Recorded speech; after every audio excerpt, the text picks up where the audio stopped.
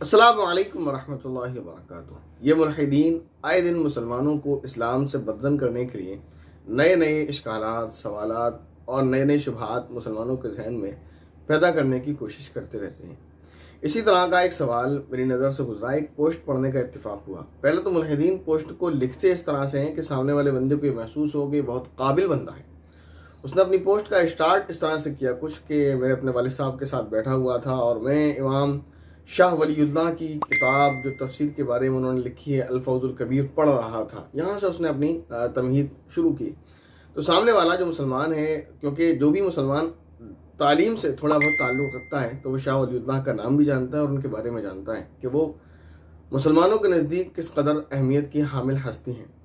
بہرحال تو اس نے اس طرح جو ہے ایک بڑی اہمیت کی حامل ہستی کا نام لیا تاکہ پوسٹ پڑھنے والا سمجھے کہ یہ بڑا قابل ہے کہ ان کی کتابیں پڑھ رہا ہے۔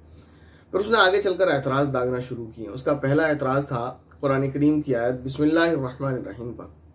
بدبخت لکھتا ہے کہ بسم اللہ الرحمن الرحیم یہ کس کا کلام ہے؟ کیا یہ اللہ کا کلام ہے؟ اگر یہ اللہ کا کلام ہے تو اللہ کس اللہ سے کہہ رہا ہے کہ میں شروع کرتا ہوں اللہ کے نام سے؟ پھر اس کا اللہ کون ہے؟ یعنی اگر یہ قرآن کریم نازل کرنے والے کا کلام ہے تو پھر اس کا اللہ کون ہے جس کے نام سے وہ شروع کر رہا ہے؟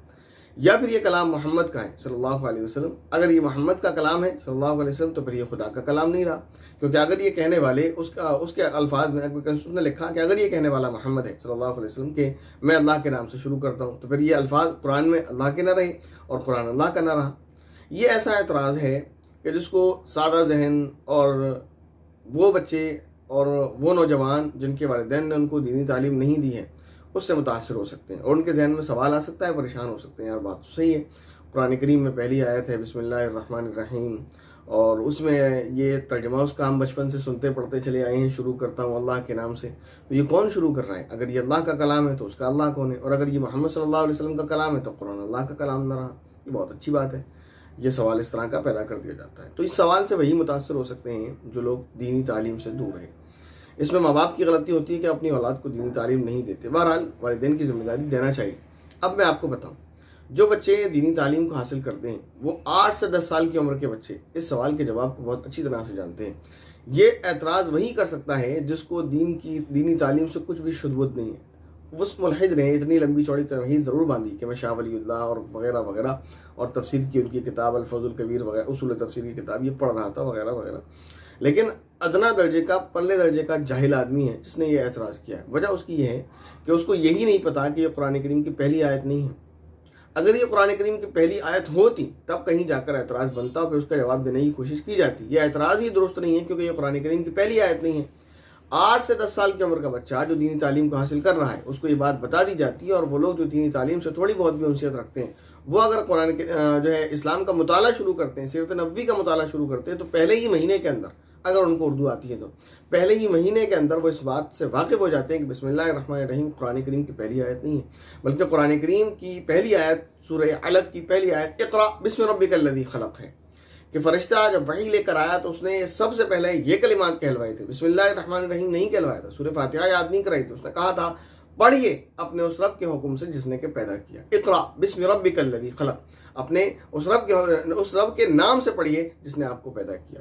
اقرأ پڑھ، لفظ ہے اقرأ، یہاں سے قرآن شروع ہوتا ہے، پڑھ۔ اب آگے جو کچھ بھی ہے وہ پڑھایا جا رہا ہے۔ اسی طرح بسم اللہ الرحمن الرحیم تو اس سے پہلے یہ آیت نازل ہو چکی ہے کہ اقرأ پڑھیے، کیا پڑھیے؟ بسم اللہ الرحمن الرحیم الحمدللہ رب العالمین الرحمن الرحیم مالک یوم الدین۔ تو کوئی بھی آیت اٹھا لو اس پر اعتراض نہیں بنتا، اس لیے کہ اللہ نے فرشتے کو بھیج کر وہی اس طرح نازل کی کہ اللہ نے آرڈر دیا، فرشتہ وہ آرڈر لے کر آیا اور اس نے آرڈر محمد صلی اللہ علیہ وسلم کو دیا، کہا اقرأ، اللہ فرماتا اقرأ پڑھ، یہ اللہ کا حکم تھا، پڑھیے۔ کیا پڑھنا ہے؟ بسم ربک الذی خلق، اس رب کے نام سے پڑھیے، اس رب کے نام سے پڑھیے، اپنے اس رب کے نام سے پڑھیے جس نے پیدا کیا۔ پھر آگے اللہ تعالیٰ نے پھر پوری وضاحت اور پورا قرآن کریم میں کوئی اعتراض بنتا ہی نہیں، کیونکہ یہاں اللہ نے آرڈر دیا پڑھیے۔ اب جو کچھ بھی قرآن کریم میں وہ اللہ تعالیٰ محمد صلی اللہ علیہ وسلم کو پڑھوا رہا ہے تو اعتراض ہے کہاں؟ اب اسی کو لے لیں بسم اللہ الرحمن الرحیم. تو مطلب یہ ہے کہ پڑھیے. کیسے پڑھیے؟ بسم اللہ الرحمن الرحیم. شروع کرتا ہوں میں اللہ کے نام سے جو تمام جو بہت مہربان نہایت رحم والا ہے. پھر الحمدللہ رب العالمین، تمام تعریفیں اس اللہ کے لیے. وہ جاہل اس پر بھی اعتراض کر سکتا تھا کہ الحمدللہ رب العالمین، کیا یہ اللہ کا کلام ہے؟ کہ اللہ تو خود کہہ رہا ہے کہ تمام تعریف اس اللہ کے لیے، تو اس کا اللہ کون ہے؟ اگر یہ محمد صلی اللہ علیہ وسلم کا کلام ہے کہ وہ کہتے ہیں کہ تمام تعریف اللہ کے لیے، اور یہ اعتراض اس نے یہ بھی کیا، ایسا نہیں ہے کہ نہیں کیا، یہ بھی اعتراض اس نے کیا. اس کا اس سوال کے بعد یہ سوال تھا کہ قرآن کریم کی پہلی آیت میں یہ پرابلم ہے، دوسری آیت میں یہ پرابلم ہے کہ قرآن کریم کی دوسری آیت پھر بسم اللہ کے بعد الحمدللہ رب العالمین ہے. اور اس میں یہ بتائیں کہ کوئی یعنی اس نے اعتراض دوسری طرح سے کیا تھا، وہ یہ کہ اللہ خود اپنی تعریف کے لیے کیسے کہہ سکتا ہے، یعنی کوئی کیسے کہہ سکتا ہے کہ بس ساری تعریفیں میرے لیے ہیں، ایسے کیسے کہہ سکتا ہے؟ تو پتہ ہی چلا کہ اللہ کا کلام نہیں، یا یہ کلام محمد صلی اللہ علیہ وسلم کا ہے تو پھر یہ قرآن اللہ کا کلام نہیں رہا.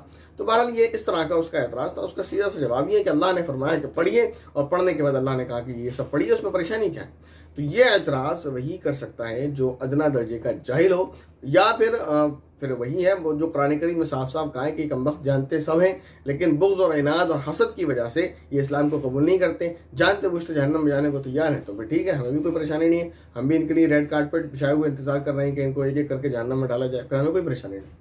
اور ان سے متاثر وہ ہوتے ہیں جو جاہل لوگ ہوتے ہیں معذرت کے ساتھ، اور اس کے گناہ گار وہ خود بھی ہوتے ہیں، ان کے ماں باپ بھی ہوتے ہیں جو متاثر ہوتے ہیں، جو تھوڑے بہت ان کی باتوں میں اگر اسلام کو چھوڑ جاتے ہیں اور وہ جہنم میں چلے جاتے ہیں تو دکھ بھی ہوتا ہے، لیکن بعض مرتبہ ان کو مارنے کا بھی من کرتا ہے. مارنے سے مراد میں نے ہاتھ سے ہی کہا ہے، کسی اور سے نہیں، تعدیباً تنبیہاً نصیحتاً، اس لیے کہ انہوں نے دینی تعلیم کو کیوں نہیں سیکھا.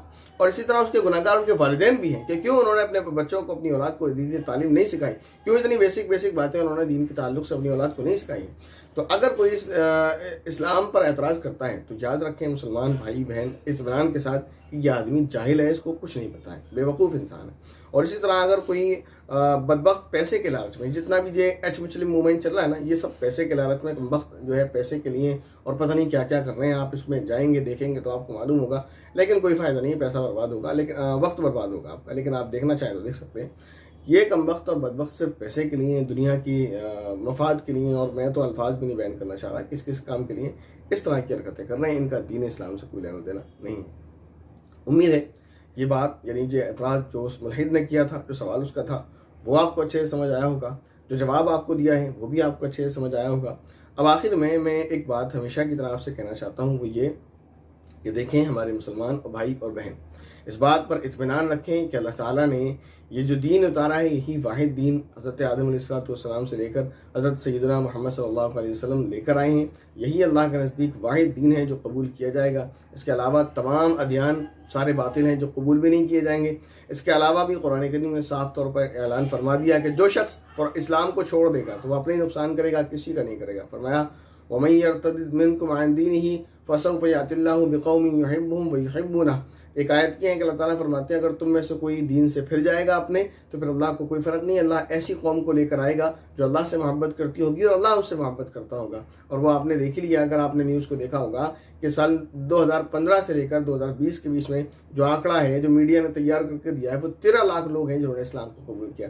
تو اگر چند بدبخت دین سے دور بدقسمت لوگ اپنی بدعملیوں، اپنی بے علمی، اپنی کم علمی اور اپنی جہالت کی بنا پر اسلام سے اگر چلے بھی جا رہے ہیں تو آپ یہ دیکھیں اس سے بڑا آنکڑا ان لوگوں کا ہے جو اسلام کو پڑھتے ہیں اور اسلام کو قبول کرتے ہیں. تو اللہ کی ذات پر یا اسلام پر کوئی فرق نہیں پڑتا اگر کوئی اسلام کو چھوڑ دیتا ہے تو. اور یہ بات آپ نوٹ کر لیں، جتنے بھی لوگ اسلام کو چھوڑتے ہیں وہ صرف اور صرف جہالت کی بنا پر چھوڑتے ہیں، پیسے کے لالچ میں چھوڑتے ہیں، اور بھی بہت سارے لالچ ہیں اس میں چھوڑتے ہیں. لیکن جو لوگ اسلام کو قبول کرتے ہیں وہ اسلام کو پڑھ کر قبول کرتے ہیں. دوسری بات آپ سے یہ عرض کرنی ہے کہ ان لوگوں کو آپ نہ سنیں، اور اگر سنیں تو پھر ان کے ساتھ ساتھ آپ علماء کو بھی سنیں. بہتر یہ ہے کہ ان کو نہ سنیں. امید ہے میری یہ نصیحت آپ کو سمجھ آئی ہوگی. السلام علیکم ورحمۃ اللہ وبرکاتہ.